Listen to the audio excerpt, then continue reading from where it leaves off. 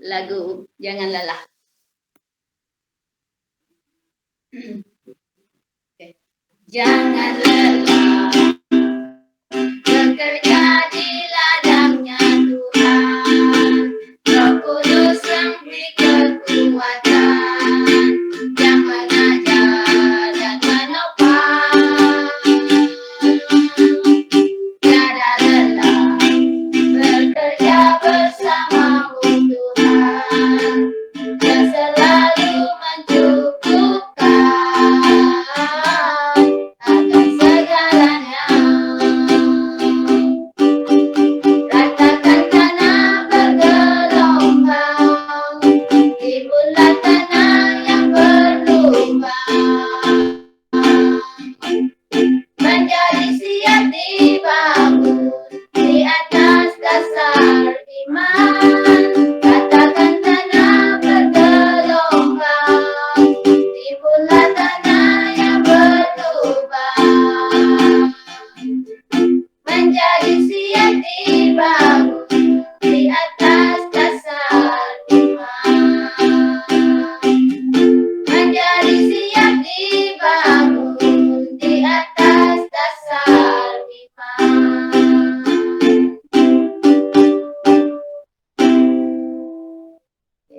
Lagu pembuka kita, mari kita sama-sama nyanyi, Kusiapkan Hatiku Tuhan. Ini benar. Nanti itu penduduk nanti. Ya, start.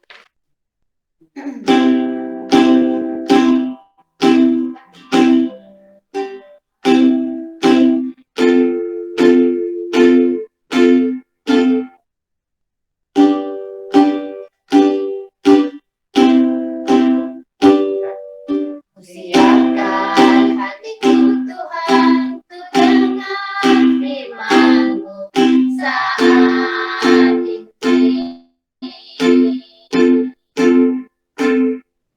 Ku sujud menyembah-Mu Tuhan, masuk hadirat-Mu saat ini.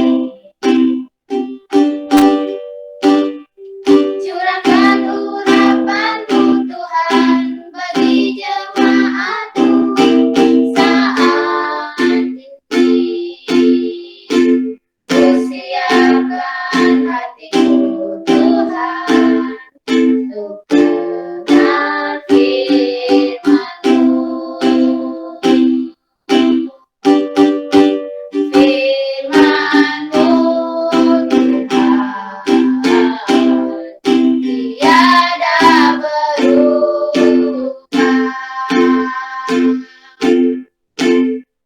Dahulu, sekarang, selama-lamanya tiada berubah. Firman-Mu Tuhan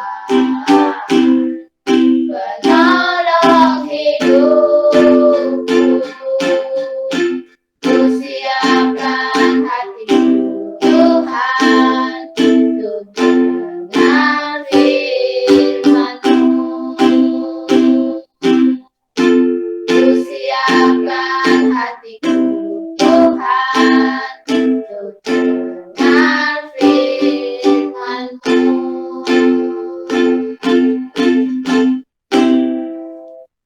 Terima kasih, kita bagi balik cara kita kepada pimpinan acara kita.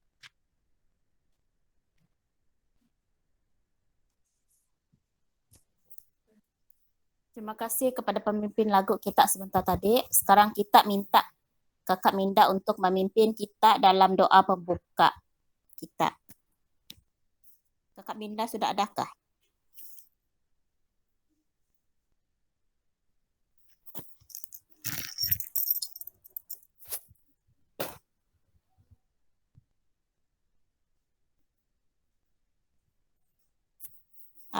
Kalau tidak ada, kita minta pastor lah pimpin kita dalam doa pembuka. Mari kita tunduk kepala dan saya akan pimpin doa.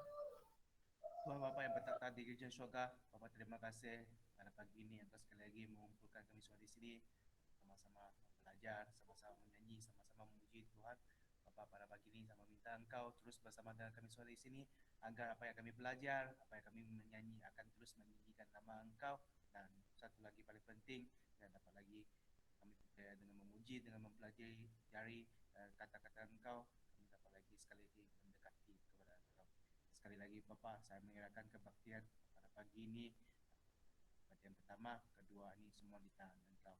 Berkati semua di sini, berkati kami punya line internet agar semua berjalan lancar, dan berkati kepada petugas-petugas pada pagi ini agar apa yang mereka sampaikan, apa yang mereka mainkan, agar apa yang mereka kongsikan akan terus lagi meningkatkan hubungan kami dengan lebih dekat dengan Engkau. Sekali lagi Bapa, saya menyerahkan semua ni di tangan Bapa. Semua ni saya berdoa di atas nama Yesus Kristus Juru Selamat kami. Amin.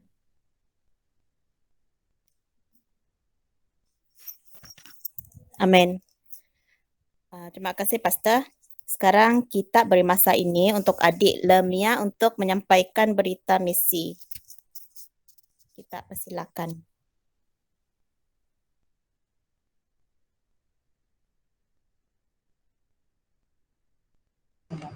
Sepagi dan selamat sahabat, tajuk intermission kita hari ini adalah gembira dapat balik semula negara Amerika Syarikat. Berita Mission telah menyampaikan Adrian Rizek untuk cerita Mission kanak-kanak pada suku kedua tahun 2018. Adrian baru sahaja tamat kesalahan di Grade 12, kata 5 jika sistem pendidikan di sekolah Seventh Adventist, sebuah sekolah mission untuk kaum bumi putera Amerika, negara Arizona, USA. Adrian tidak tahu dan tidak kenal bapanya, sementara ibunya juga adalah kaki botol yang sentiasa mabuk. Ketika Adrian berusia 7 tahun, seorang daripada abangnya mengajar dia bagaimana untuk minum alkohol, bagaimana makan dan bagaimana menggunakan dadah dia. Adrian tidak berfikir ada sesuatu yang salah dalam hidupnya dan tidak mahu tinggal di sekolah mission sebentar Hartford semasa dia mendaftar diri di kelas 3 tahun 4. Tetapi dia telah belajar banyak perkara yang baru ketika bersekolah di sekolah mission. Dia telah belajar bagaimana menguruskan dirinya, kebaikan untuk mandi dan bagaimana mencuci pakaiannya. Dia telah mendapati dari bermain bola pelajar telah membantu memberi kegembiraan apabila dia merasa sedih. Pada grade yang ke-7 tahun 6, Adrian mula belajar kitab suci dengan seorang pastor, dan akhirnya dia pun serah diri kepada Yesus. Mari kita mendengar lebih lanjut dan mendalam lagi apa yang terjadi pada Adrian sejak dia tamat persekolahan di Grade 12 kata 5. Di bawah adalah cerita yang dia sendiri sampaikan kepada pihak kita semasa ditemu bual. Saya tamat persekolahan Grade 12 di sekolah Mission India Bro.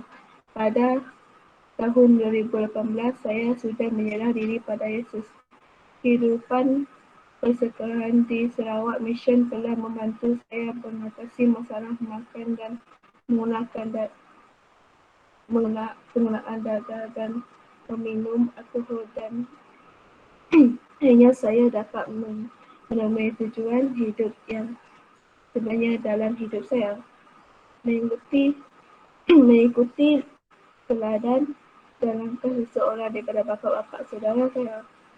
Saya telah bersyahadat untuk menjadi seorang jurutera. Saya telah mendaftar diri di College University Sebuah institusi tinggi akademis di negara di situ saya mulakan perjalanan baru kehidupan sebagai mahasiswa college. Semua mahasiswa dalam kolej sangat baik. Saya serta dan riang gembira.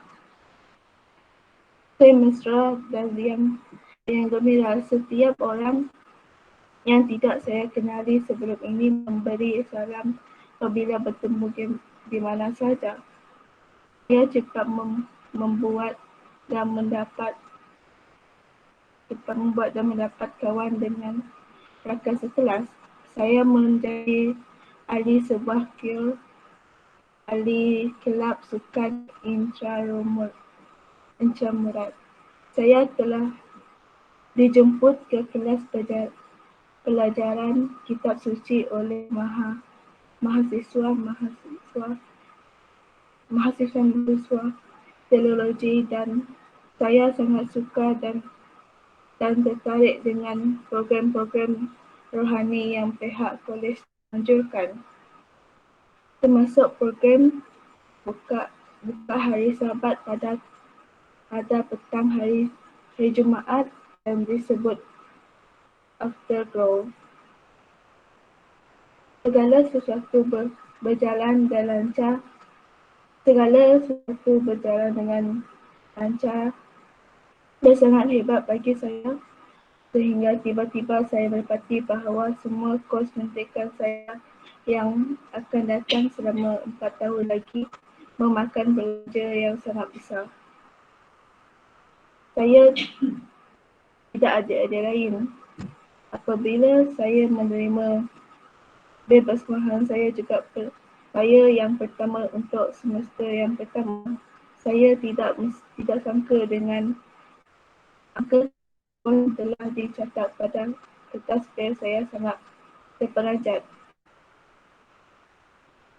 Tahun seterusnya, saya pun buat keputusan untuk pergi meneruskan pendidikan saya di sebuah institusi kerajaan. Saya pun kembali ke kampung halaman di Navajo Reservation. Di kampung saya telah membuat kajian dan mencari industri kerajaan atas peristiwa melalui cari dalam talian. Saya pun temui sebuah kolej teknikal di negeri New Mexico, USA yang menawarkan satu program persiswahan kerujaan. Saya merasa amat gembira apabila ditawarkan satu tempat untuk melanjutkan pendidikan saya. Di situ saya tidak lagi khawatir tentang kos pelajaran pendidikan seperti di institusi pendidikan tinggi swasta Kristian. Tidak lama selepas saya mula kuliah di Kolej Teknologi Teknikal Kejuruteraan di negara New Mexico, USA, saya dapati bahawa kolej tidak mempunyai seorang pun mahasiswa Kristian yang saya boleh temani. Di kolej ini, penggunaan dan memakan dada, minum alkohol dan merokok adalah sangat bebas dan dilakukan oleh hampir semua mahasiswa. Oleh itu, godaan dan pengaruhan kembali kepada kejahatan hidup lama adalah sangat tinggi. Tapi dengan berkat Tuhan dan kuasa Roh Kudus, saya dapat menghadiri diri saya dari semua godaan dan pengaruh.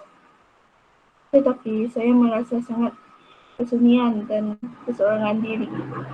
Pada permulaan sesi persekolahan semester yang kedua, saya tidak tahan lagi dengan keadaan yang membuat saya tidak dapat bertahan lagi. Muncullah staf dari kolej India Hokot sentiasa menghubungi saya pada masa paling herankan satu kedudukan baru dibuka untuk saya.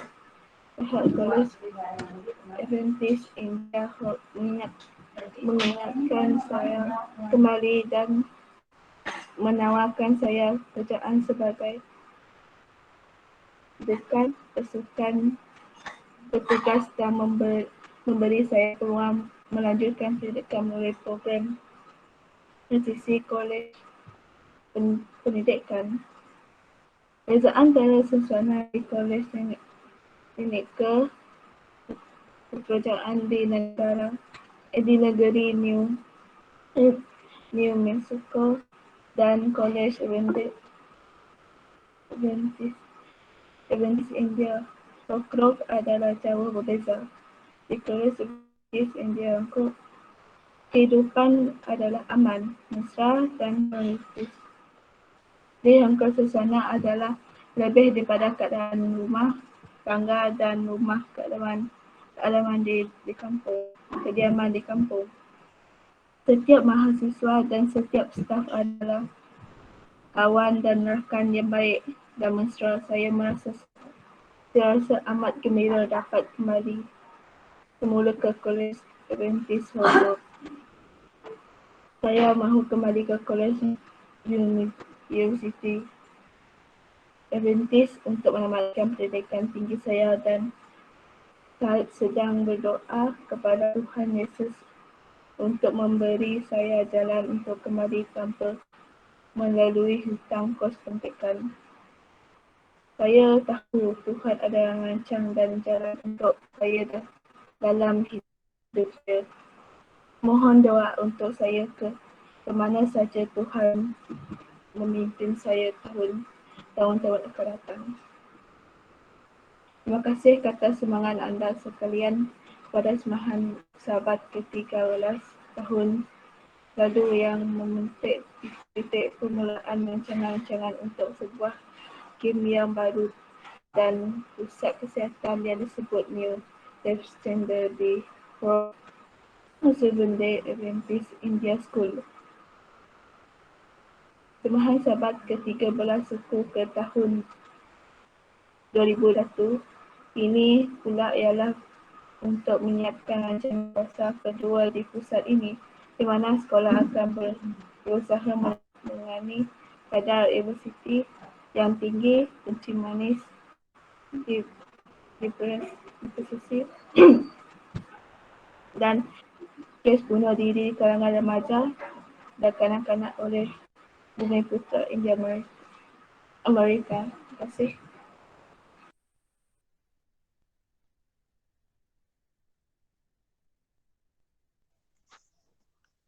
Terima kasih Adik Lemia. Kutipan persembahan kita buat di rumah masing-masing. Dan untuk persembahan kita minta Saudara Rodua memimpin kita dalam doa.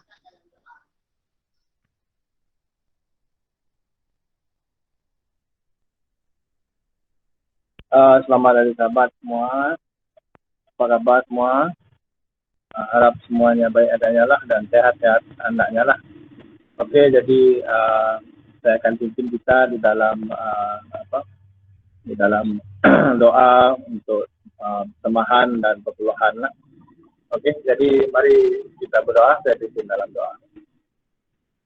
Ya Bapa Allah kami yang bertata di kerajaan syurga Tuhan, syukur dan terima kasih kepada-Mu Tuhan kerana Engkau telah berserta kami pada hari ini dengan memberi ruang dan peluang kepada kami Tuhan sekali lagi mempelajari dan berkumpul secara maya ni Tuhan untuk mendengar firman-Mu Tuhan dan mempelajari firman-Mu Tuhan. Tuhan, pagi ini kami berdoa dan meminta supaya Engkau memberkati persembahan dan perpuluhan yang kami kumpul pada pagi ini Tuhan. Biarlah ianya dapat membantu dalam menjalankan pekerjaan dan firman Tuhan, antara kami menanti kehadiran-Mu kali kedua ke dunia ini Tuhan. Dekatilah semua kami Tuhan, jauhkanlah kami daripada susah dan malapetaka dan bahaya Tuhan, dan penyakit yang kami hadapi sekarang Tuhan. Jadi Tuhan, berikanlah kesehatan dan berikanlah ketenangan dan kegembiraan dalam kehidupan kami Tuhan. Tuhan, dengan doa kami Tuhan, ampun dosa kami, semua ini kami minta dan berdoa dalam nama Tuhan Yesus, sembuh selamat kami. Amin. Amin. Terima kasih untuk doa tadi. Sekarang masa kita untuk perbincangan sekolah Sabat yang akan dipimpin oleh Saudara Othniel. Untuk perbincangan sekolah Sabat kita ini, kita akan mengambil masa lebih kurang 45 menit. Sekarang kita beri masa ini kepada Saudara Othniel.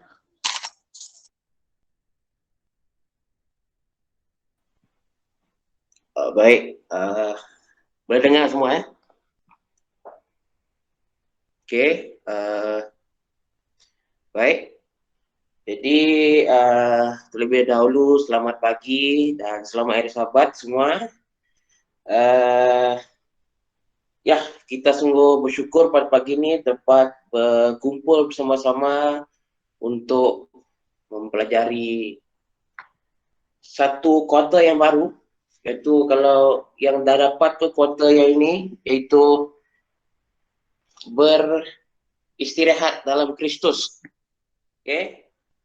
Wow, ini adalah satu yang menyenangkanlah kepada kita.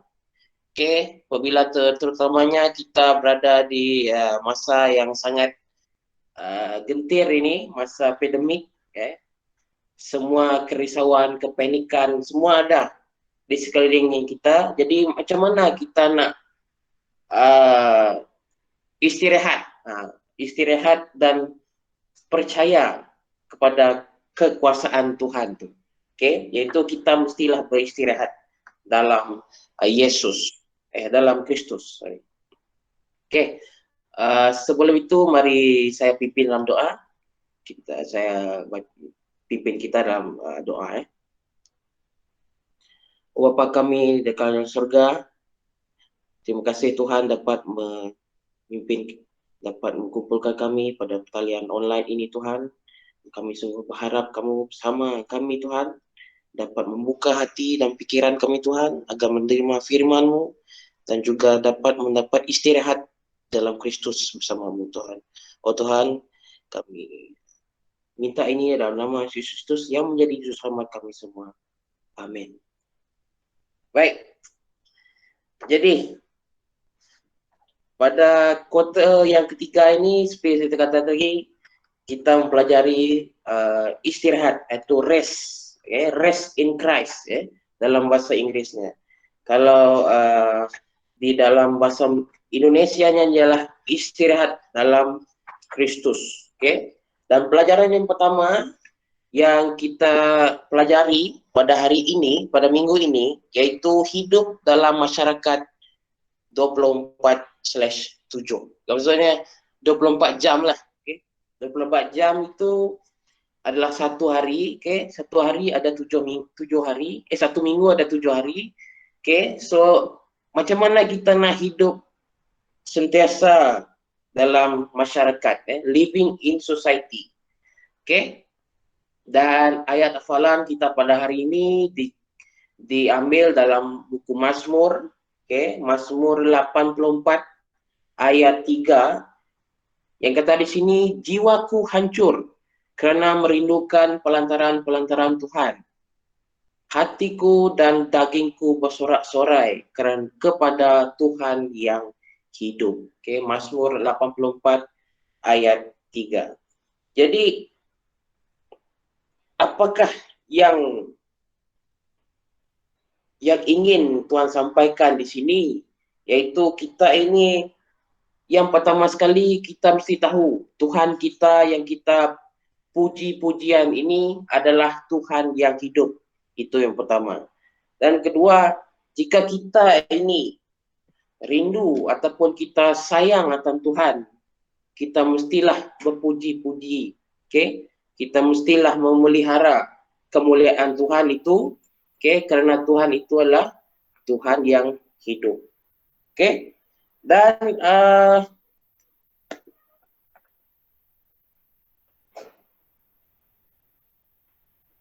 okey, seperti di sawat petang itu, okey, kalau kita buka dalam dalam buku pelajaran surah Sabat kita, ada satu cerita di situ, di mana sekeluarga ini, okey, mereka ini sungguh memerlukan rehat, okey, memerlukan rehat. Kenapa? Kenapa kita ini mesti perlukan rehat? Okey, kalau rehat ini adalah rehat yang sangat bermakna pada manusia. Okey, kalau saya sekolah dulu, kalau masa saya sekolah dulu, setiap hari Jumaat itu adalah hari yang paling senang, hari yang paling menyeronokkan. Okey, sebab pada hari Jumaat ini kita sekolah sekejap saja, sampai pukul 12 ataupun pukul 12.30. Okey, dan seterusnya kalau petang tu kita boleh main-main. Okey, dan saya rasa hari Jumaat ni adalah hari yang sangat penting bagi saya. Bagi saya, sebab hari itu kita boleh cuti awal, okey, dan kita akan pergi ke hujung minggu. Okey, dan hari hujung minggu inilah hari yang sangat menggembirakan kepada saya. Sebab masa kecil itu saya boleh tengok TV, saya boleh tidur lebih lama. Okey, itu adalah hari yang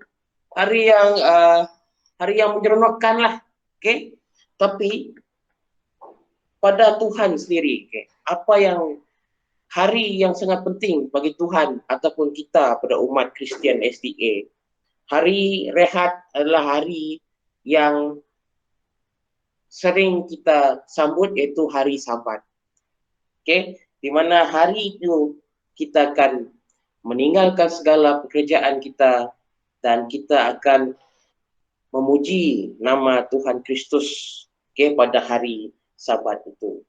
Okey, so kalau kita sibuk setiap hari, setiap minggu, okey, kita mesti dapatkan satu hari itu untuk kita berehat. Okey, samalah pada Tuhan.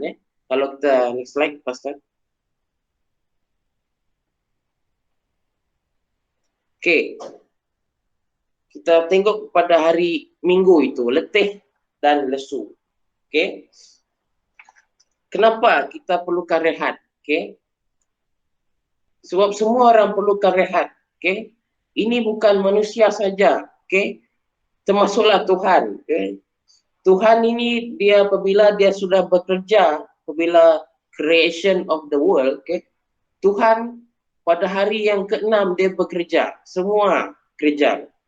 Tapi pada satu hari, okey, pada kita tengok dalam buku Kejadian ayat 2, Kejadian 2, 1 hingga 3, okey, ada di situ, okey, di mana setiap hari, pada setiap 6 hari dia bekerja dalam menggubal, mencipta dunia, mencipta manusia, mencipta haiwan. Okey, dan pada satu hari, okey, kalau di dalam slide itu adalah ayat kedua, saudara. Ayat kedua iaitu ketika Allah pada hari ketujuh telah menyelesaikan kerjaan yang dibuatnya itu, okey, berhentilah ia pada hari ketujuh dari segala pekerjaan yang telah dibuatnya itu. Lalu Allah memberkati hari ketujuh itu dan mengkuduskannya, kerana pada hari itulah ia berhenti dari segala pekerjaan penciptaan yang telah dibuatnya itu. Okey, ini bermakna Tuhan ini bukan, saya rasa Tuhan ini dia berhenti pada hari ketujuh itu adalah satu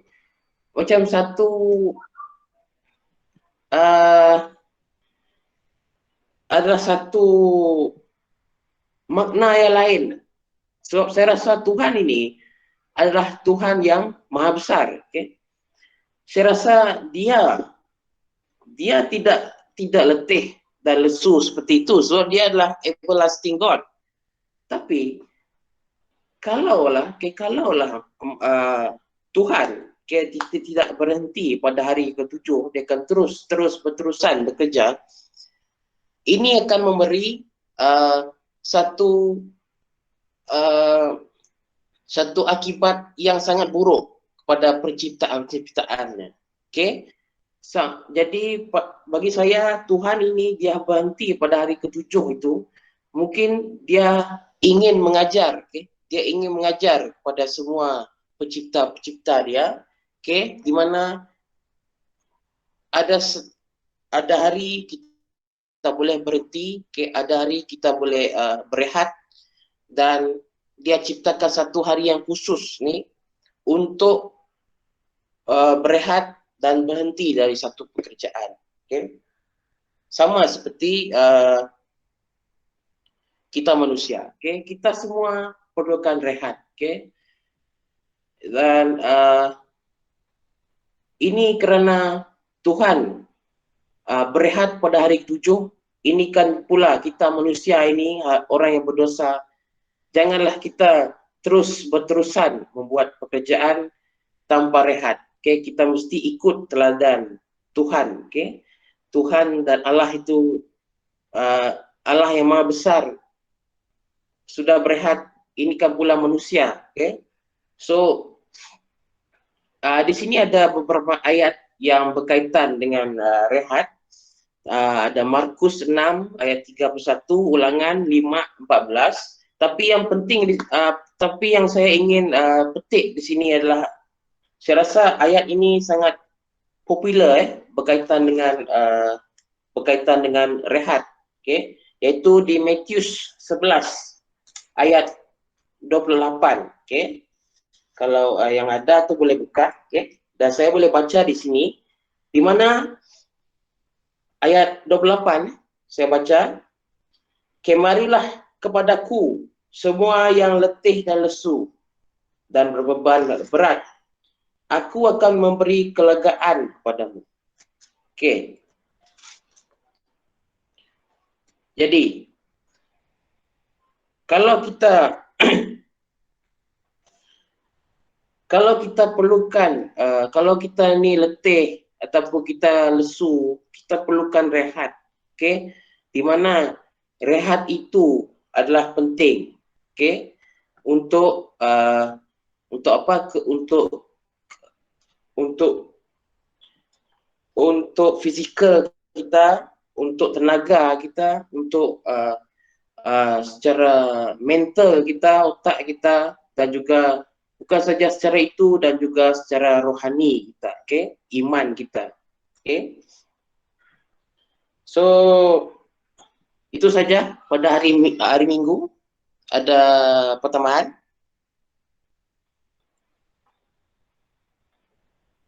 Okay, kalau tiada saya teruskan pada hari Isnin. Okay, okay. Clear? Okay, baik. Okay, pada hari Isnin, meneruskan tanpa daya. Okay, kalau meneruskan tanpa daya, apakah maksudnya di situ? Okay, meneruskan tanpa daya. Di sini kita buka dalam buku Yeremia 45 ayat 1 hingga 5. Saya rasa itu saja. Yeremia 45 ini dia cuma 5 ayat di situ, ya. Okey, 5 ayat di situ. Iaitu Yeremia 1 hingga Yeremia 45 1 hingga 5. Okey. Di sini, okey, ini adalah satu firman, okay? Satu firman Tuhan yang ditulis melalui Yeremia, okay? mengenai apa di sini, Baruk. Baruk itu adalah seorang yang bersama dengan Yeremia lah, pada masa itu. Dia ini sangat dikatakan di sini dia meneruskan kehidupan itu secara kosong. Kosong secara emosi. Kosong dalam emosi. Dan kenapa Baruk ini merasakan kosong? Kalau kita tengok dalam ayat 1 hingga 3, dikatakan sini Baruk ini dia sangat letih dan lesu karena tidak mendapat ketenangan semasa pemerintahan Raja Yehuda dalam yaitu Nebuchadnezzar. Apabila pada masa itu raja ini dia menaluki kawasan itu, menaluki Yerusalem pada masa itu, dan sungguh dahsyat, sungguh dahsyat. Secara dahsyatnya Baruk merasakan dia sungguh menderita, di mana dia sudah lesu secara fizikal dan emosi, dan seterusnya dia berputus asa untuk menjalankan kerja-kerja Tuhan. Tapi kita mesti ingat, ini adalah peringatan Tuhan, peringatan Tuhan kepada Baruk, di mana pada ayat 4 dan 5, Tuhan ini dia sentiasa memperingatkan manusia, di mana Tuhan itu masih berkuasa. Kalau kita tengok dalam ayat keempat, firman Tuhan, sesungguhnya apa yang kubangun akan kuruntuhkan, bahkan sekalipun seluruh negeri. Dia boleh membangunkan Yerusalem, dan dia juga boleh memusnahkan Yerusalem itu. Dan Tuhan akan membina. Tuhan akan membina dan juga dapat meruntuhkan. Dalam Tuhan itu secara tidak langsungnya dia berkatakan, saya masih berkuasa terhadap dunia ini. Apa ayat kelima dikatakan sini, aku akan mendatangkan malapetaka atas segala makhluk. Demikianlah firman Tuhan. Tetapi kepadamu akan kuberikan nyawamu sebagai jarahan di segala tempat kemana engkau pergi. Apabila kita ini merasakan sungguh tertekan dengan situasi seperti yang dihadapi oleh Baruk ini, saya boleh ambil contoh masa kini, walaupun kita ini sudah berada di tempat yang keadaan yang pandemik, semua terbatas, semua ada limit, dia ada SOP, tapi kita mesti ingat, Tuhan itu masih berkuasa terhadap dunia ini dan atas penciptaan dia. Jadi ayat kelima ini dia memberi satu comfort, kedamaian ataupun ketenangan, tenangan kepada Baruk, di mana apabila Baruk ini dia pergi, Tuhan akan berkata kepada Baruk, akan tetap dilindungi dan selamat. Jadi tidak adalah kerisauan ataupun kebimbangan, kalau Baruk ini bekerja untuk Tuhan dan menyebarkan Injil-Injil dia dan firman-firmannya. Itu saja untuk hari Isnin. Ada tambahan? Ada persoalan? Ada pandangan lain untuk hari Isnin ini? Ada? Oke, Nel, saya akan buat satu ulasan.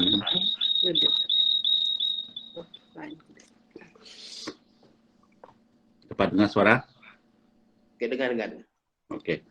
kembali kepada hari Minggu ini tadi ya.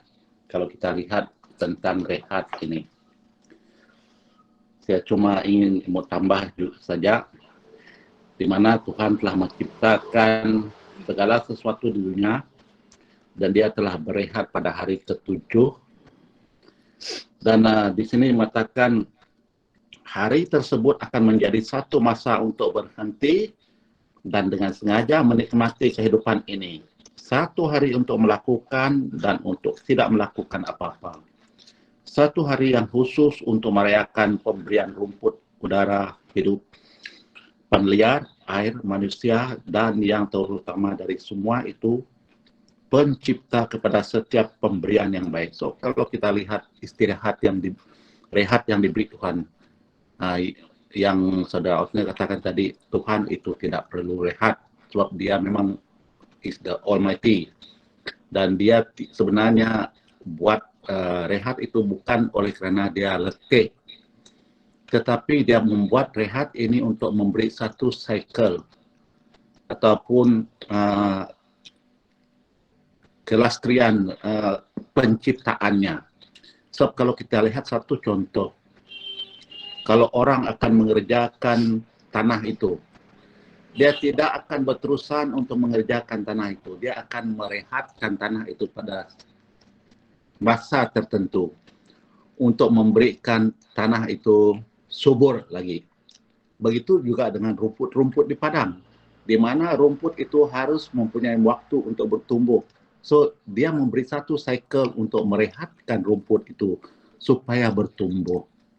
Dan begitu juga selain daripada kekitaran penciptaannya, itu termasuk kita manusia.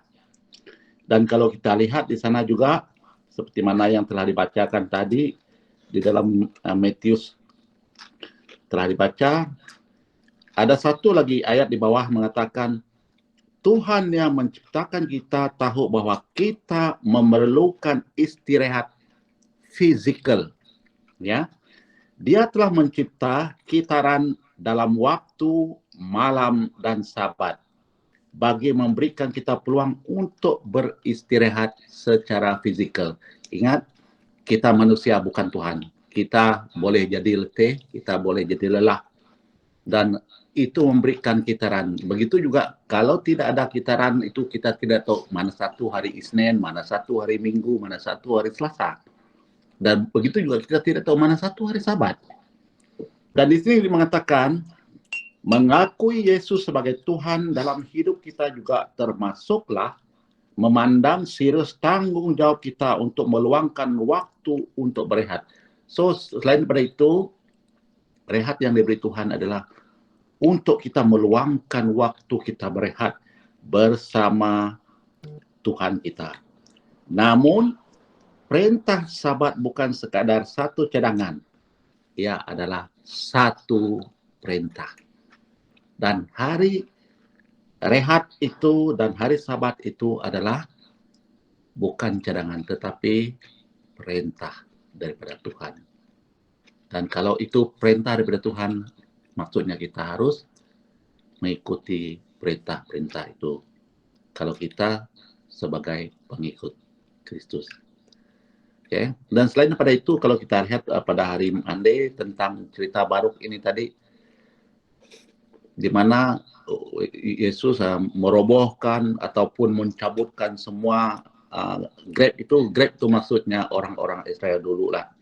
Kenapa Dia buat begitu? Oleh kerana mereka tidak mempercayai Dia, memberontak terhadap Dia. Tetapi di sebelah itu, walaupun mereka memberontak, apa yang kita belajar di sini adalah walaupun kita tidak setia kepada Tuhan, walaupun kita memberontak daripada Dia, tetapi Tuhan masih akan menjaga kita sepanjang waktu. Oke, itu saja ulasan dari saya.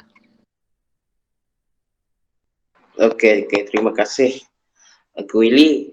Oke, seperti yang Uncle Willy katakan tadi, itu rehat ini bukanlah satu cadangan, oke? Dan itu adalah satu perintah, oke?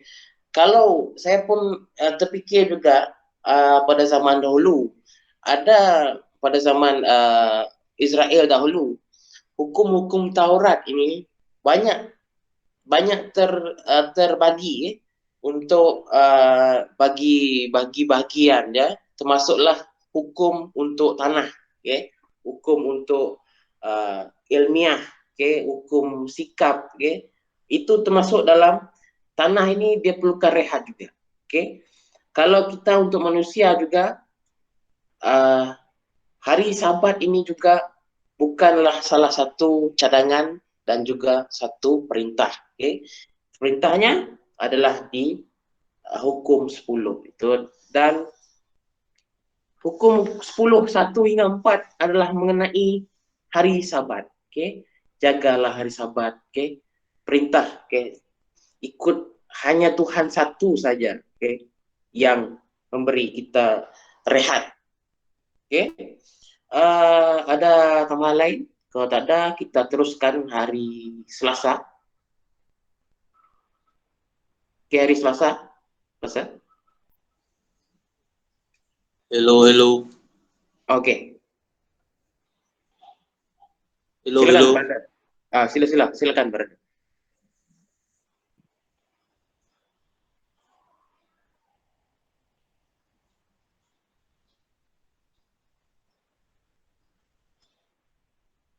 Tak apa, nantilah kita akan buka. Oke, terusnya hari Selasa. Baik, hari Selasa ini adalah sepatutnya hari Selasa dan hari Rabu adalah benda yang bersama. Di mana kita mendefinisikan istirahat. Istirahat itu dalam beberapa perkataan Ibrani dahulu. Kalau untuk hari Selasa ini kita tengok istirahat ini dalam Perjanjian Lama. Di mana di sini ada beberapa perkataan yang kita belajar. Kita belajar di dalam buku Sekolah Sabat ini, disenaraikan ada 5. Saya rasa perkataan dia lagi banyak pada ini, tapi kita pelajarilah. Kita pelajari cuma 5. Di mana maksud yang tertera ini memberi maksud rehat. Makna istilah yang kita pelajari ini memberi maksud rehat. Di mana yang pertama sekali kita belajar perkataan syakab. Saya minta maaf kalau sebutan nenek saya tidak betul, tapi saya bukan orang pada zaman dulu. Ini adalah sebutan secara saya sendiri. Syakab. Kalau kita tengok dalam buku Kejadian ayat 28, Kejadian 28 ayat 11, di mana Ayub pada masa itu dia sudah Ayub kan, Kejadian 28, kalau kita boleh buka 28 11, di mana Yakub. Yakub pada zaman itu dia selepas dia lari daripada Mesopotamia, dia termimpi. Di mana ayat 11 ini, di mana ia sampai suatu tempat bermalam di situ kerana matahari telah terbenam. Terbenam. Salah satu cara Tuhan yang sudah diterangkan daripada Uncle Willy tadi, Tuhan mencipta hari siang dan malam, itu adalah salah satu cara dia memberikan rehat pada manusia. Saya teruskan ayat 11 tadi. Ia mengambil sebuah batu yang terletak di tempat itu dan dipakainya untuk alas kepala, lalu membaringkan diri di tempat itu. Itu yang syakab itu. Kalau kita syakab ini ada dalam ayat ini, di mana syakab itu maksudnya adalah baring, berbaring, ataupun rehat. Seterusnya Syabat. okay, ada double B, Shabbat, okay. Ini adalah kalau secara modernnya kita masih gunakan yaitu Sabat, okay. Sabat ini adalah untuk berehat, okay. Seperti ayat yang kita sudah baca tadi di Kejadian 1 ayat 2, 1 hingga 3, okay, di mana pada hari ketujuh itu Tuhan telah berehat, okay, untuk berehat, berhenti, okay, untuk dan mengkuduskan hari Sabat, hari ketujuh itu, okay. Yang ketiga adalah, saya minta maaf sekali lagi, sebutan dia Noah, okay, di mana maksud dia berhenti dan rehat, okay. Seterusnya syakat, okay, itu senyap, okay. Kalau kita buka dalam buku Yosua 11 ayat 23, di mana pada zaman itu Yosua ini dia berperang, okay. Dia berperang bersama dengan Musa. Dia berperang untuk mengalahkan musuh dia, okay. Di mana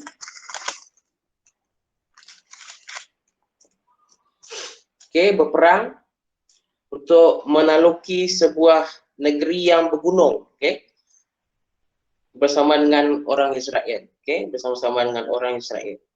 Jadi pada ayat yang 23 itu, okay, Yosua merebut seluruh negeri itu sesuai dengan segala yang difirmankan oleh Tuhan dan kepada Musa.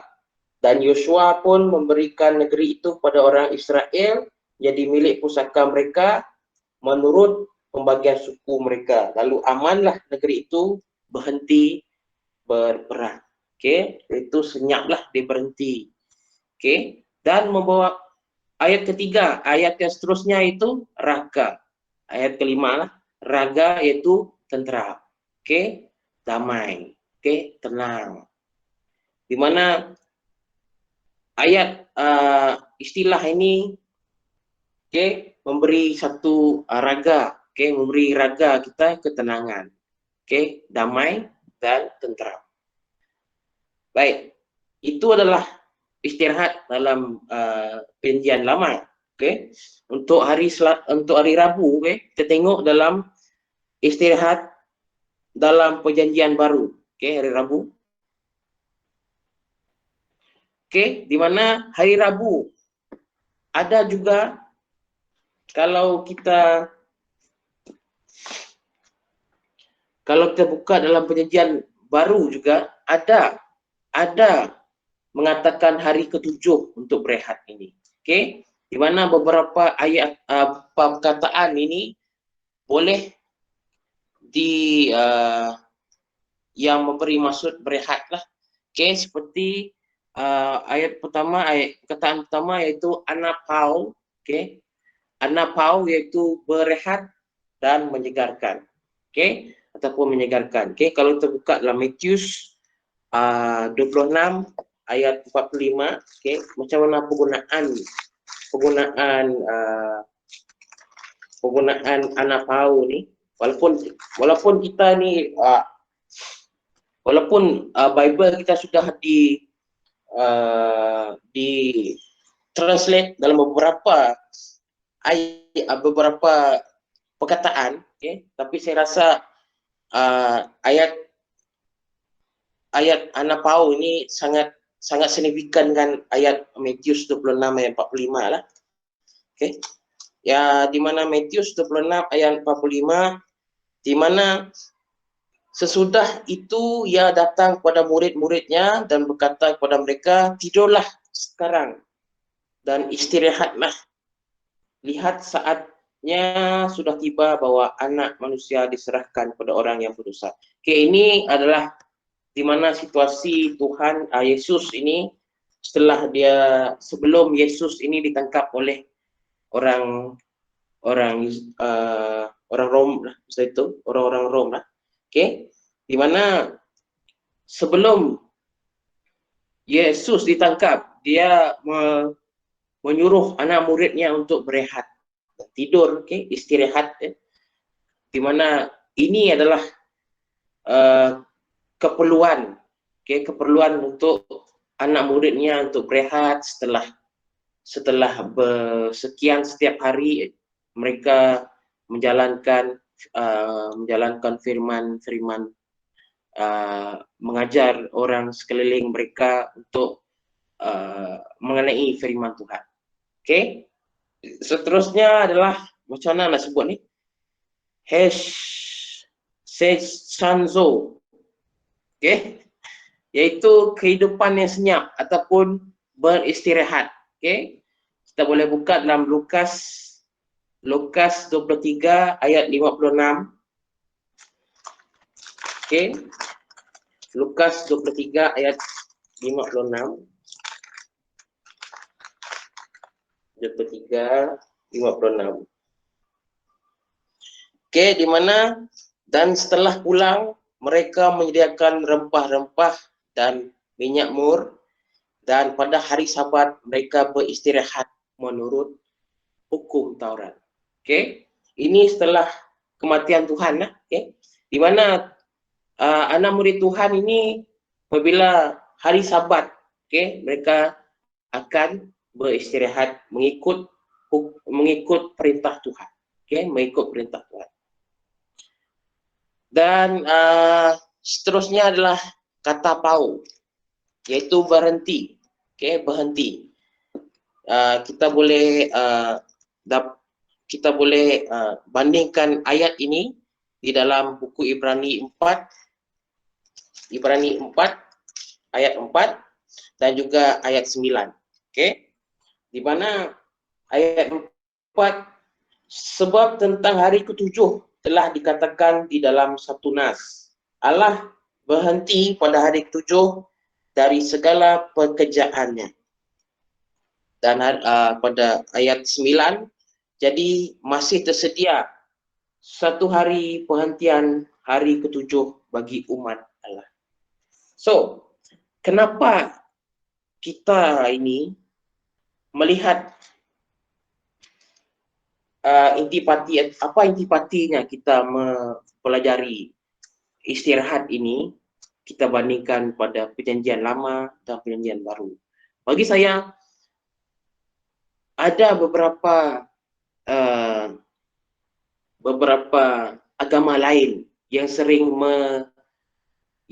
membahaskan, kenapa hari Sabat masih signifikan untuk diraikan.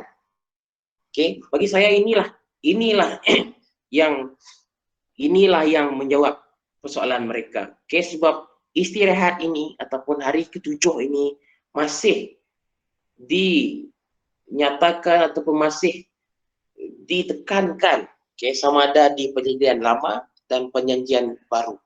Di mana maksud dia sangat penggunaan kata dia berlainan tapi membawa maksud yang masih sama, yaitu berehat ataupun hari signifikannya hari Sabat, hari yang ketujuh juga.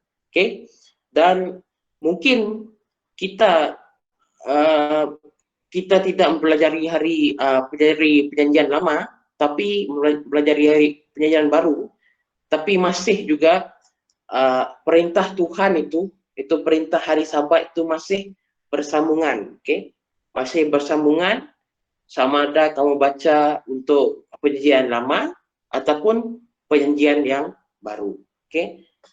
Hari ketujuh itu masih lagi signifikan dan masih menjadi intipati yang utama untuk umat Allah, umat Tuhan. Kalau kita tengok dalam Ibrani 4 ayat 9 ni, adalah di mana hari ketujuh itu adalah hari perhentian bagi umat Allah.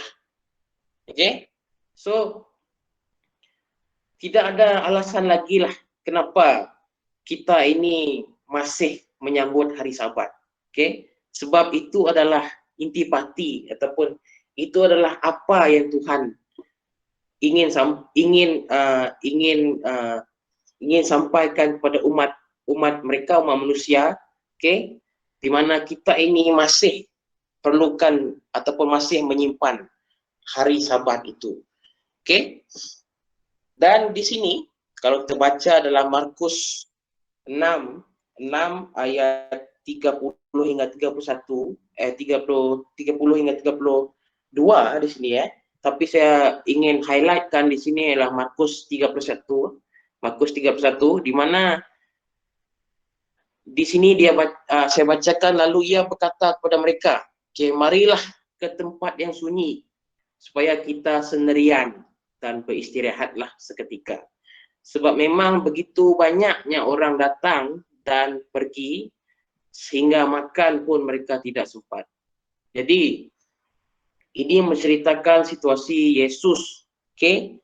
Situasi Yesus di mana mereka bersama-sama berjalan, okey, dan menyebarkan firman bersama dengan anak murid mereka, okey, di mana pengikut-pengikut dia terlalu ramai, okey, dan terlalu sesak, okey. Dan setelah mereka sibuk dalam setiap pada siang hari itu, okey, dia memerintahkan, dia mengajak tu anak murid mereka untuk pergi ke tempat yang sunyi dan beristirahat, okey, di mana kita ini perlukan seperti yang Uncle Willy katakan tadi, kita perlukan satu rehat yang fizikal, okey, di mana setelah kita bersama-sama menyebarkan Injil, menyebarkan firman, tapi kita perlu ingat, okey, kita mestilah berehat juga untuk kesejahteraan fizikal dan juga emosi, okey. Kita tidak mau seperti Baruk, ya. Baruk ini dia tertekan dengan emosi dia, dengan situasi dia, dengan penjajahan Raja Yehuda, okey. Dia tidak mahu seperti itu. Jadi kita isolatekan diri kita untuk kita berehat bersama-sama, beristirahat seketika, okey. Baik. Seterusnya, Pastor. Next, okey.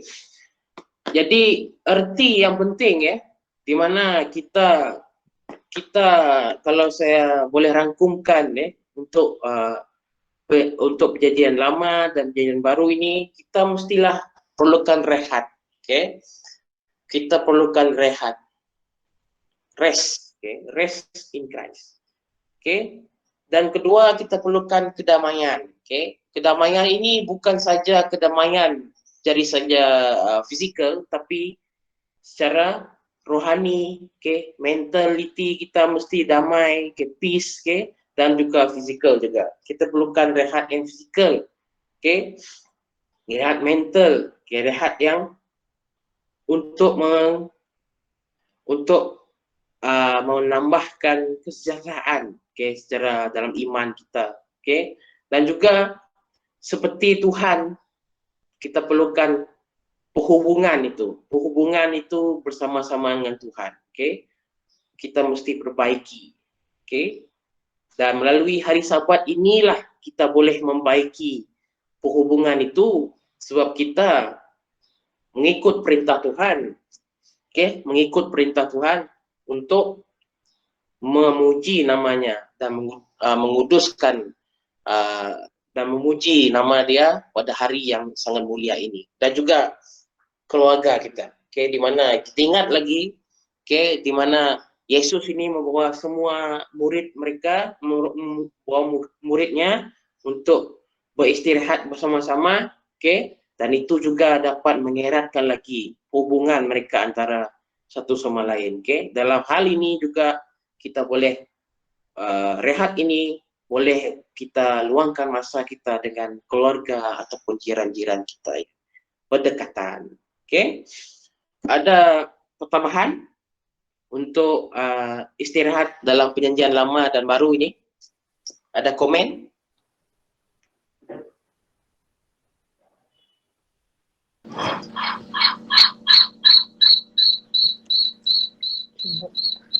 Okey, teruskan. Okey, berbalik kepada ayat di dalam kita lihat ayat Ayub ini. Ayub 3:13. Mungkin saya ada satu tambahan di sana tentang rehat ini. Oke, itu penerjemahan, tapi saya ingin baca di dalam penerjemahan yang baru ataupun dalam bahasa Malaysia 3:13. Di sini dia mengatakan, jika pada waktu itu aku meninggal dunia, tentu pada saat itu aku dapat berehat. Jadi ketika saya baca ayat ini, seringkali kita akan melihat kalau seseorang meninggal, dan pada waktu ini banyak daripada rekan-rekan yang ada telah meninggal, yang setia di dalam Tuhan. Waktu mereka masih setia dalam Tuhan, mereka meninggal. Dan inilah dia mengatakan itu juga adalah rehat yang terakhir ataupun rest in peace. Kenapa dia kata rest in peace? Di dalam ayat 17 dia mengatakan, di dalam kubur penjahat berhenti berbuat jahat dan bekerja yang lelah melepaskan penat. So maksudnya kalau kita sudah meninggal, kalau kita masih setia dengan Tuhan, itu adalah rehat yang terakhir, yang kekal, sementara kita menunggu kedatangan Yesus kedua kali. So, kalau kita lihat sini, saya boleh terjemahkan rest in peace. Ini pun rehat ketika kita masih setia dengan Tuhan. Itu ya. Baik, terima kasih Uncle Willy. Oke, ada yang lain? Tak ada? Amin. Baik. Iya. Minta kalau boleh pastor boleh back off satu slide lagi yang menunjukkan Markus 6 ayat 31 itu. Saya ingin baca yang Mark 6 verse, yes, stop right there. Thank you. Selamat pagi dan selamat hari Sabat. Saya cuma tertarik dengan ayat ini bila saya mempelajari. Sebelum itu, selamat hari Sabat dan selamat pagi kepada kita semua. Amin kepada apa yang penjelasan ataupun penambahan yang kita telah dengar daripada Elder Willy kita sebentar tadi. Di sini Markus 6 ayat 31 dia mengatakan, lalu ia berkata kepada mereka, marilah ke tempat yang sunyi supaya kita sendirian dan beristirahatlah seketika, sebab memang begitu banyaknya orang yang datang dan yang pergi sehingga makan pun tidak sempat. Ini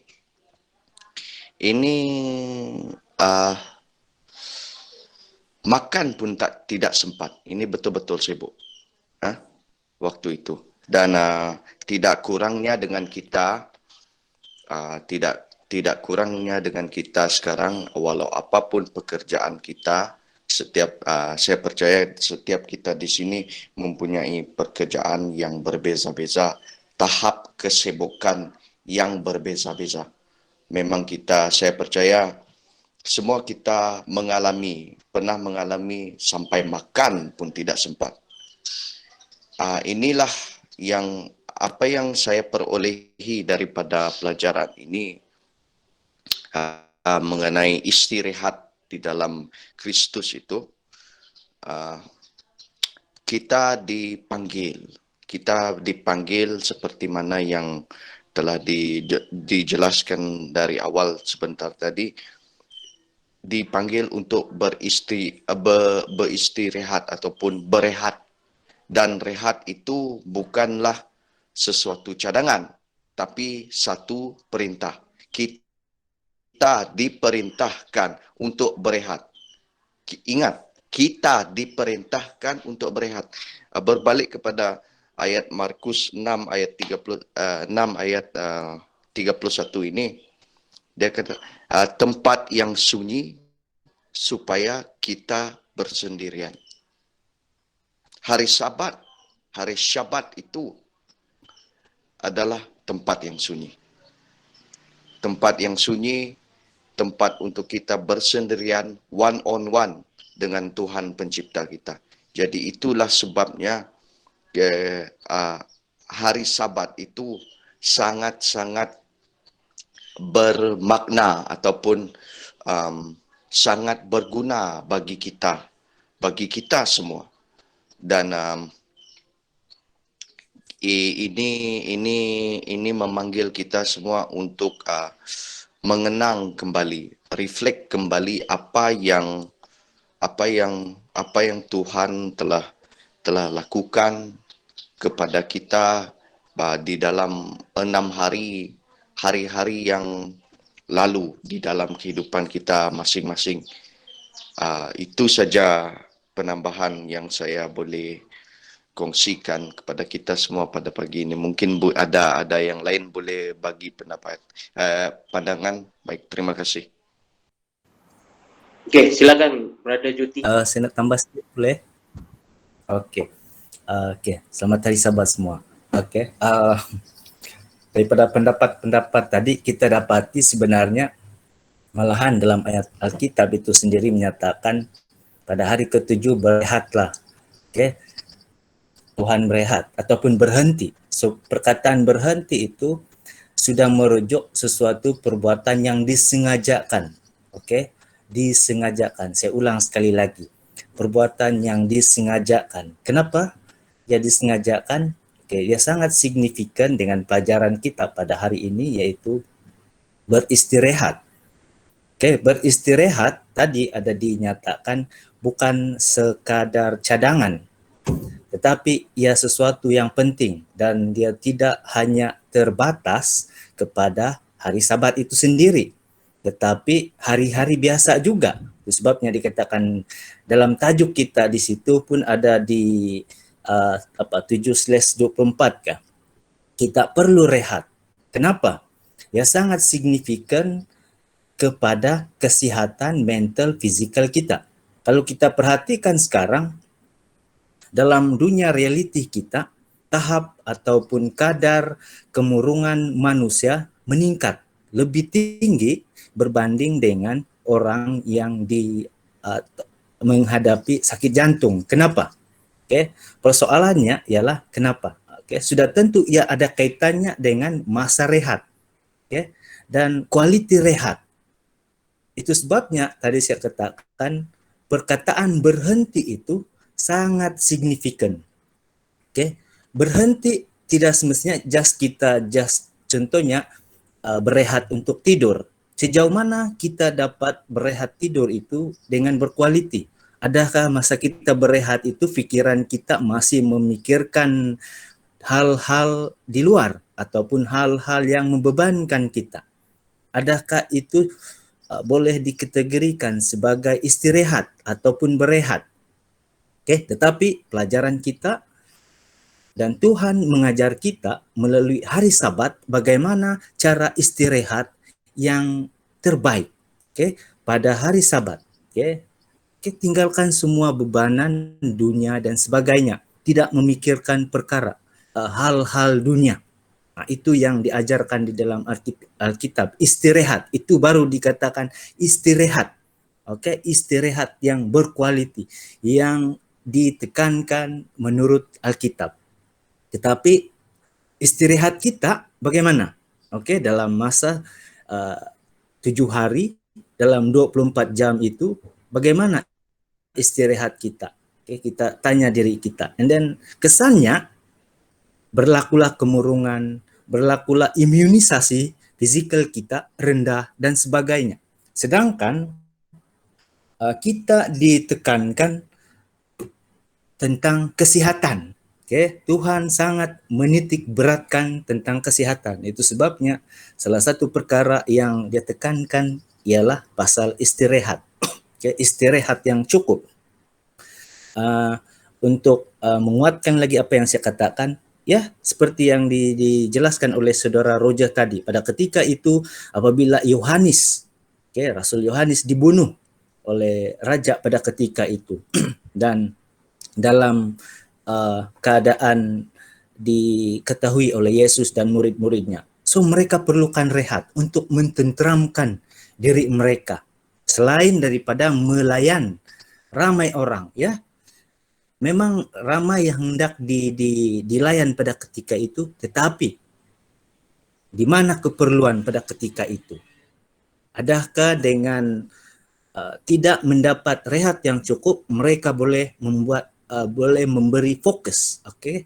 Sebab dengan istirahat yang tidak cukup, fokus kita, tumpuan kita, apapun yang kita lakukan akan tersasar, okay? Dan daripada pelajaran kita juga ada beberapa perkara juga yang kita sempat pelajari. Okay? Kita terlalu sibuk sehingga lupa untuk beristirahat. Malahan seperti yang dijelaskan oleh saudara Ro, jadi dalam Markus 6 ayat 31, makan pun tidak sempat. Malahan kini kita makan, kita masih dengan handphone di tangan dan sebagainya. So memang masa rehat kita, istirahat kita, saya boleh katakan tidak ada kualiti. Sebab apabila kita melihat sesuatu, sudah tentu ada perasaan-perasaan yang baru akan timbul. Persepsi-persepsi baru yang akan timbul, menyebabkan kita ini akan gelisah. Dan akhirnya membuatkan kita ini tekanan dan sebagainya. Oke? Dan seterusnya, dari aspek fizikal. Dan yang terakhir ialah perlunya satu bentuk hubungan yang istimewa dengan Tuhan yang melalui apa yang kita pelajari tadi. Daripada konsep-konsep, istilah-istilah tadi sebenarnya menerangkan bahawa istilah istirahat itu sangat luas, bukannya hanya merujuk kepada hari Sabat itu sendiri. Oke, sekian dan terima kasih. Oke, baik. Terima kasih semua. Saya rasa waktu kita sudah hampir, tapi kita teruskan dengan pelajaran kita pada hari yang terakhir, yaitu siapa yang gelisah ini, yaitu pengemara yang gelisah. Oke, kita boleh baca dalam buku Kejadian 4, oke, ayat 1 hingga 16. Oke, di mana ini adalah salah satu cerita yang sangat salah satu cerita bedtime story saya dahulu, pada masa dahulu ayah saya sering kali baca buku-buku children for Christian children, dan ini cerita yang sering saya ingati lah, okay? Itu cerita pasal adik-beradik ini adalah Cain dan Abel, okay? Dan siapa yang menjadi gelisah di sini, okay? Yaitu nanti kita boleh buka, kita boleh bedah siapa yang gelisah ini, okay? Di mana cerita dia dalam menceritakan selepas Adam dan Hawa ini, setelah dia jatuh, setelah dosa ini jatuh di dunia, okay? Mereka sudah dihalau, sudah keluar dari kebun Eden, dan Hawa ini melahirkan sepasang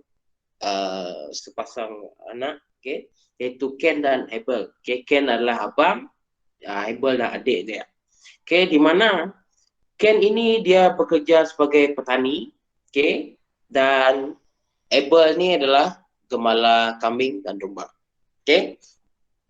Dan seterusnya pada hari mereka ini, okay, Abel ini dia ingin mempersembahkan korban, okay, mereka berdua ingin mempersembahkan korban, okay, di mana yang membezakan mereka berdua ini, dia mempersembahkan korban Cain adalah buah-buahan, tapi Abel ini dia mempersembahkan korban adalah domba-domba. Domba yang sulung, kalau kita baca dalam ayat 4, domba anak yang sulung, okay? Kambing sulung. Dan Cain dia sembahkan buah-buahan yang terbaik dalam ladang dia. Tapi mereka berdua ini mempersembahkan korban pada Tuhan, tapi cuma satu saja korban yang diindahkan oleh Tuhan. Okey. Tapi korban Kain ini dia adalah buah-buahan tidak diindahkan oleh Tuhan. Okey, di mana ini yang penting di mana ayat 6 ini, okey. Ayat 6 ni firman Tuhan pada Kain, okey, mengapa hatimu panas dan mukamu muram? Okey, ayat 7, apakah mukamu tidak berseri jika engkau berbuat baik? Tetapi jika engkau tidak berbuat baik, dosa akan mengintip di depan pintu. Okey, so jadi Kain ini telah tergoda dengan dosa. Okey, tergoda dengan dosa. Sebab dosa ini sentiasa menanti ruang dan waktu untuk menggoda manusia. Okey, dan dia sudah jatuh dalam dosa, Kain pun membunuh adiknya Abel. Okey. Itu adalah ayat yang ke-9, 9 ke-8. Okey. Okey.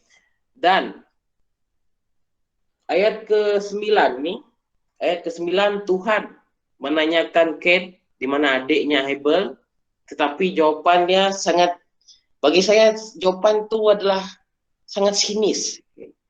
Secara kutuk, macam secara secara siniran. Okey. Tuhan kata, mana adikmu? Okey, dia kata, adakah aku ini penjaga adikku? Okey. Aku bukan penjaga adikku. Kalau bahasa moden dia peduli apa, dia buat apa, macam itulah kalau bahasa moden lah.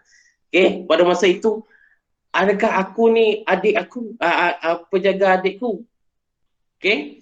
Dan seterusnya, slide yang seterusnya, apa yang terjadi pada Kain ini? Kain ini dijatuhkan hukuman oleh Tuhan. Okey, di mana ayat 10 dan 10 hingga 12 ini adalah hukuman Kain. Okey, di mana apabila Kain ini akan dibuang. Okey, ayat 11 ya. Terkutuklah engkau, okey, terbuang jauh dari tanah yang mengangkatkan mulutnya untuk menerima darah adikmu itu dari tanganmu. Okey, ayat 12, apabila engkau mengusahakan tanah itu tidak akan memberi hasil yang sepenuhnya lagi kepadamu, engkau menjadi seorang pelarian dan pengembara di bumi.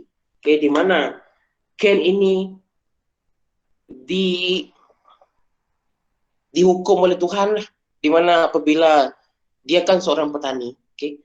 Jadi apabila dia mengusahakan tanah itu, dia tidak akan mendapat hasil yang sepenuhnya. Dan ayat yang seterusnya itu ayat ke-14, 13 dan 14 ini kata Kain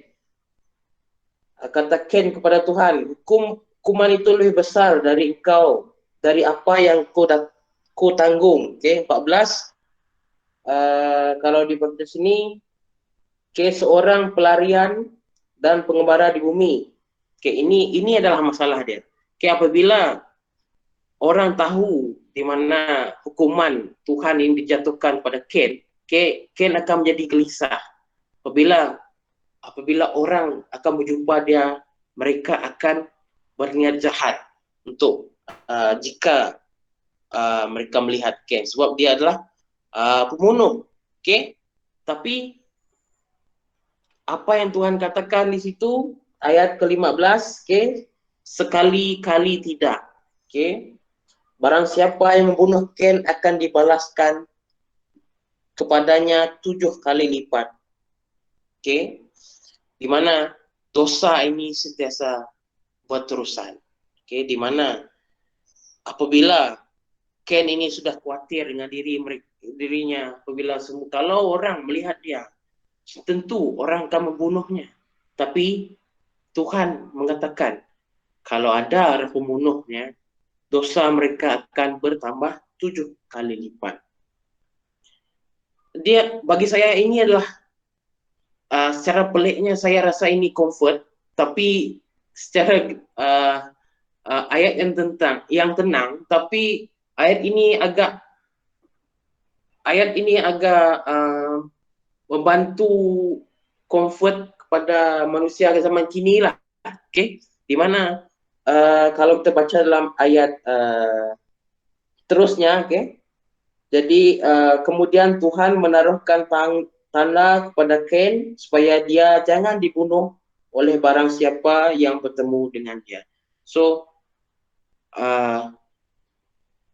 bagi saya ayat ini membantu Cain juga lah. Membantu Cain di mana dia adalah satu target, okay? Dia adalah satu sasaran ataupun satu contoh. Di mana kalau kamu jatuh ke dalam dosa itu tidak akan musnah, tapi akan berterusan kepada 7 kali lipat. Maksudnya lagi banyak bertambah dosa dia. Kalau siapa yang melakukan dosa seperti yang dilakukan oleh Cain ini tadi. So, apakah pandangan semua, apa yang membuat Cain ini sangat gelisah? Okay, bagi saya satulah, dia ingin khawatir, dia ini sangat risau, okay, risau dengan kehidupan dia, okay. Dia tidak ada ketenangan, dia tidak ada kedamaian dalam hati dia. Dia akan sentiasa mengingatkan dosa dia telah membunuh adik dia Habel. Jadi itu sebablah dia ini gelisah. Okay? Dan yang seterusnya, dia gelisah jika ada orang yang ingin membunuh dia. Okay? Itu adalah satu gelisah yang dilanda oleh hati Cain ini tadi. Okay? So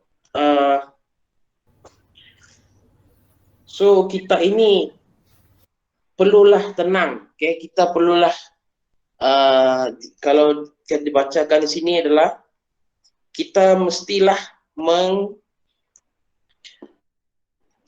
mendapatkan ketenangan itu, ketenteraman itu, okay? Raga itu, okay? Kalau raga, ketenteraman itu melalui istirahat ini tadi, okay? Kita mesti berehat dalam nama Yesus, okay? Ataupun nama Kristus, okay? Seterusnya, jam saya ini agak hampir 10:30, saya sudah, okay? So saya konklusikan di sinilah, okay? Di mana setiap orang perlulah berehat, okay? Untuk kesehatan fizikal, kesehatan mental, dan juga keimanan kita, okay? Kita perlulah memanfaatkan rehat itu untuk merapatkan perhubungan kita dengan Tuhan dan juga sesama keluarga kita, okay? Dan saya rasa semoga rehat kita pada hari Sabat ini diberkati oleh Tuhan dan lebih bermakna lah kepada diri kita, okay? Dan saya tinggalkan ayat ini, okay? Ayat yang telah saya baca tadi, yaitu Matius 11 ayat 28, di mana marilah padaku, marilah kita kepada Tuhan, okay? Siapa yang lebih letih, lesu, dan berbeban berat, aku akan memberi kelegaan kepadamu. Okay, di mana kita ini dapat kedamaian, dapat ketenteraman hidup, melalui istirahat bersama Kristus. Okay? Itu saja. Saya rasa Matius 11 ayat 28 ini akan muncul nanti pada hari-hari Sabat yang akan datang. Saya rasa ini ayat yang sangat popular untuk mendapatkan rehat dan istirahat ini. Saya rasa itu saja. Ada tambahan? Ada penambahan? Sedikit ya. Saya tahu masa kita pun sudah tamat, tapi saya ingin menyentuh sedikit tentang apa yang berlaku kepada Kain. Itulah akibat dosa yang telah dilakukannya, menyebabkan dia merasa gelisah dan tidak ada ketenangan dan ketentraman dalam kehidupan dia. Demikian juga kita sekarang. Saya rasa keadaan yang sama akan berlaku apabila kita terus-menerus melakukan perkara yang kita tahu ditegah oleh Tuhan. Saya ingin memberi contoh yang simpel. Pada beberapa tahun yang lepas, apabila saya ke satu tempat di bandar bersama dengan seorang kawan di Semenanjung, kami mau pergi makan tengah hari dan tapi tempat di mana kedai di mana kami makan itu penuh sesak. Maksudnya tempat parking pun tiada. Jadi kawan saya pun double parking. Double parking maksudnya parking di belakang kereta yang yang sedang parking lah. Parking di tempat yang tidak sepatutnya. Itu sesuatu perkara yang biasa dilakukan di sana, tetapi apa yang mereka lakukan, orang yang double parking ini, dia akan tulis nomor telepon lah, dan letak di dashboard, dan kalau ada orang yang mau keluar daripada tempat parking itu, maka orang itu akan call nomor telepon yang tertera di dashboard, kendaraan yang parking di belakang, ataupun yang membuat double parking. Saya dan kawan saya pun berbuat sedemikian, dan pergi ke kedai makan, dan apabila masa makan itu bukanlah masa makan yang sangat kami dapat nikmati makanan itu, tetapi rasa gelisah. Asyik saya sendiri, bukan saya punya kereta kan, saya pula yang rasa gelisah mau tengok kereta itu sama ada orang mau keluar kah tidak. Ya, itu sebab kita tahu kita melakukan kesalahan, kita tidak parking di tempat yang sepatutnya. Tetapi mungkin kalau kami ambil sedikit masa untuk parking, tidak apa jauh, parking di tempat yang sepatutnya dan pergi ke kedai makan dan makan, kami sudah tentu dapat makan dengan selesa, dengan tentram. Ini mungkin satu contoh yang simple, tetapi saya percaya itu adalah akibat ya kalau kita terus-menerus melakukan dosa. Dan satu perkara yang dapat kita lakukan adalah untuk bertobat, berhenti berbuat dosa, dan datang kepada Yesus. Ya, seperti mana ayat di dalam Matius 11 ayat 28 ini, apabila kita bertobat, berhenti melakukan dosa, datang kepada Yesus yang memberikan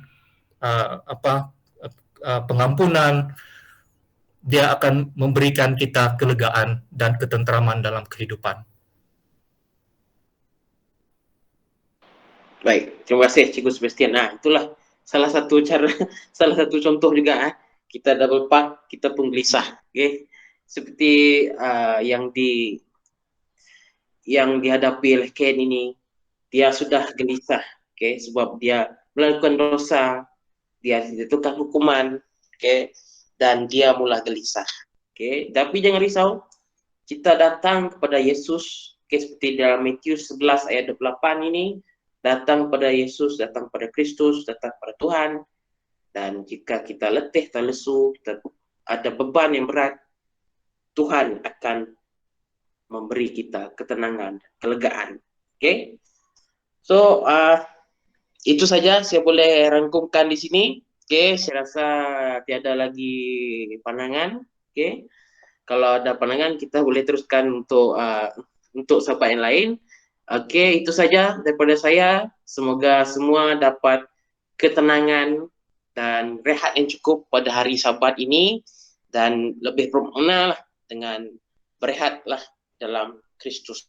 Oke, itu saja. Saya kembalikan kepada pemimpin acara kita, Puan Sylvia.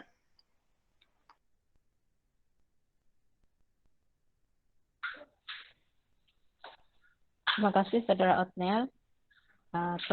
Perbincangan sekolah Sabat yang sangat baik sekali. Biarlah apa yang telah kita bincangkan dan pelajari bersama-sama sebentar tadi menguatkan iman kita dan terus berjalan lebih dekat kepada Tuhan. Terlebih-lebih lagi pada masa pandemik sekarang nih. Untuk lagu penutup kita sekali lagi kita akan dipimpin oleh Saudara Jampi. Kita persilakan.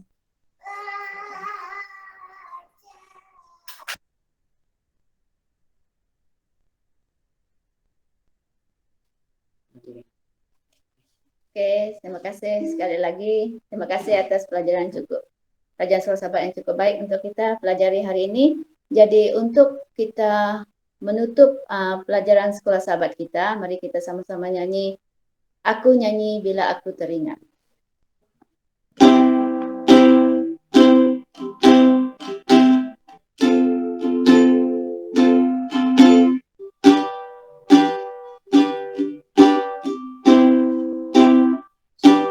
Aku nyanyi bila aku teringat kesusahan nanti akan lalu, perjalanan di dunia akan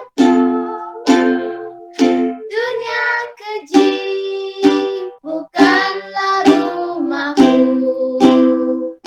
Sekarang ini hatiku terus nyanyi, bertahan selalu gembira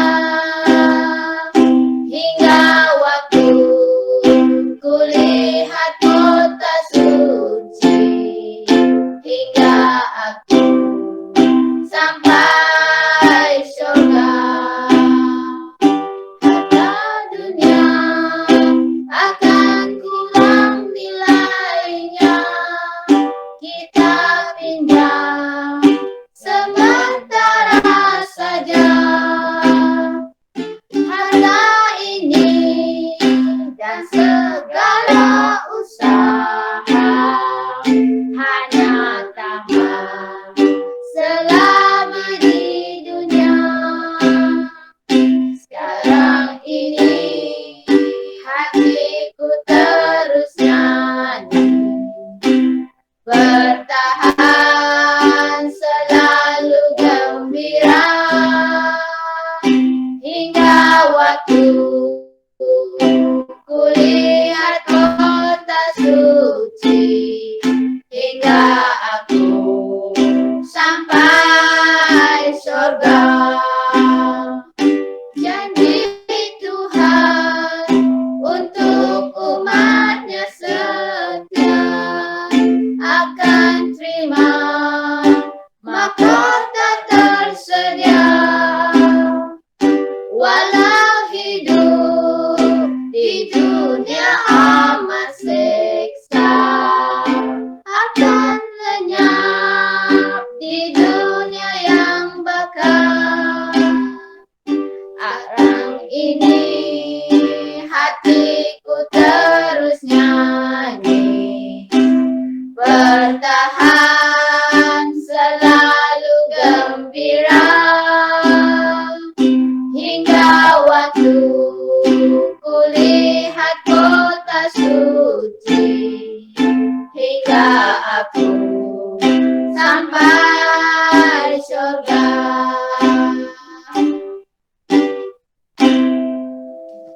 Kita serahkan balik kepada pemimpin acara kita. Terima kasih.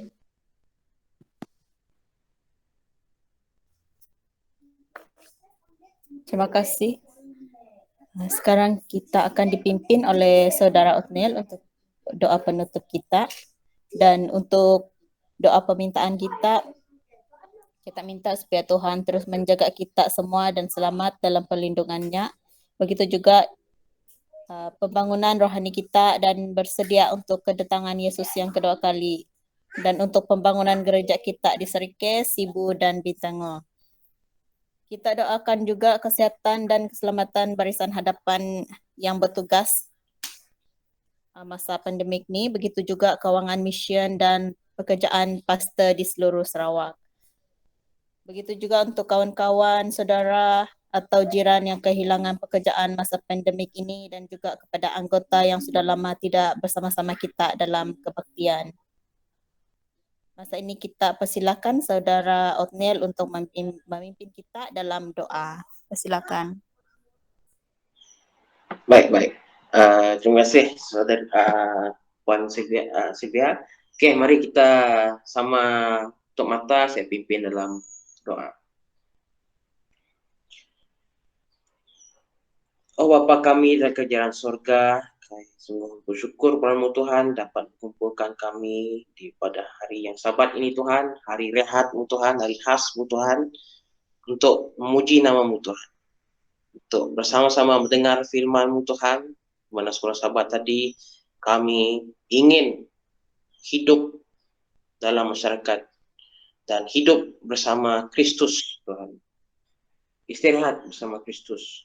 Tuhan, kami tidak mau seperti Ken Tuhan yang sentiasa gelisah.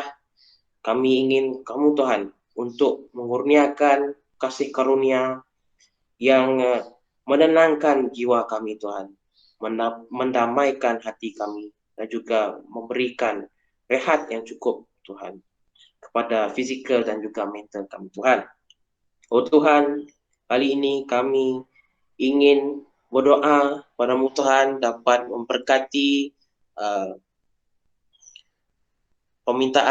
doa permintaan ini Tuhan, seperti kami ingin memberkati kamu Tuhan, ingin kamu minta memberkati pekerja Barisan Harapan Tuhan, agar dapat memberi mereka rehat yang cukup Tuhan untuk bekerja berhadapan dengan pandemik ini Tuhan, agar dapat memulihkan lagi dunia ini Tuhan, bersesuaian dengan kehendak-Mu Tuhan. Oh Tuhan, kami ingin kamu berdoa untuk pembangunan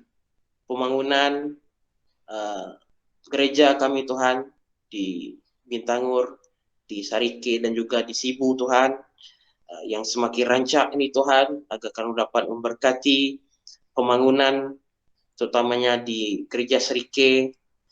Semakin ini masih semakin banyak, dan juga dapat melunaskan atau menghalusi setiap urusan kami Tuhan, dan juga sama juga di gereja Bintangur dan juga gereja Sibu Tuhan. Oh Tuhan, kami juga meminta kamu dapat memberkati saudara-saudara yang lama sudah tidak datang di gereja Tuhan, agar kamu dapat mengembalikan mereka kepada kami Tuhan, agar dapat bersama untuk memuji nama-Mu Tuhan dan mendengar firman-Mu Tuhan. Oh, kali ini juga kami juga ingin meminta kamu memberkati saudara Aco, di mana dapat saudara ini tengah sakit di hospital Tuhan.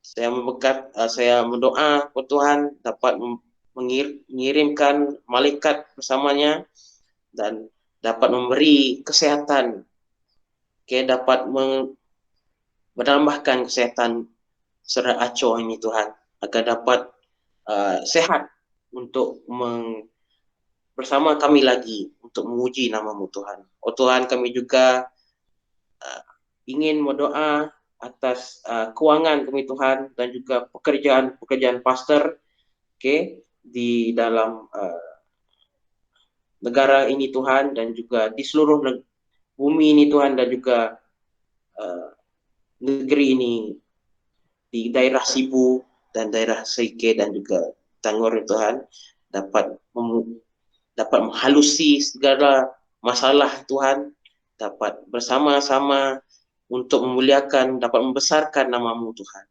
terutamanya untuk pastor-pastor dan pendeta kami Tuhan. Oh Tuhan, kami juga ingin minta kamu memberkati aktiviti kami Tuhan, untuk dapat bersama lagi Tuhan untuk memuliakan nama-Mu Tuhan. Oh Tuhan, kami ingin kamu mendengar doa ini Tuhan, dan dapat mengurniakan rehat yang cukup Tuhan, kepada semua pengikut-pengikut-Mu Tuhan, agar dapat berehat secara di dalam Kristus Tuhan, untuk memberi pendamaian dan penteraman dalam jiwa kami Tuhan, dan dapat menjadi semangat di dalam waktu yang pandemik ini Tuhan. Oh Tuhan, dengarlah doa kami, dan kami serah doa ini dalam nama Kristus yang menjadi juru selamat kami semua. Amin.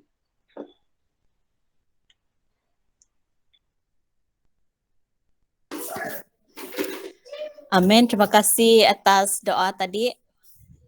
Untuk pengumuman, jangan lupa jam 2 nanti ada perbincangan sekolah sahabat untuk remaja. Untuk remaja biarlah dapat meluangkan masa untuk sama-sama dalam perbincangan tersebut.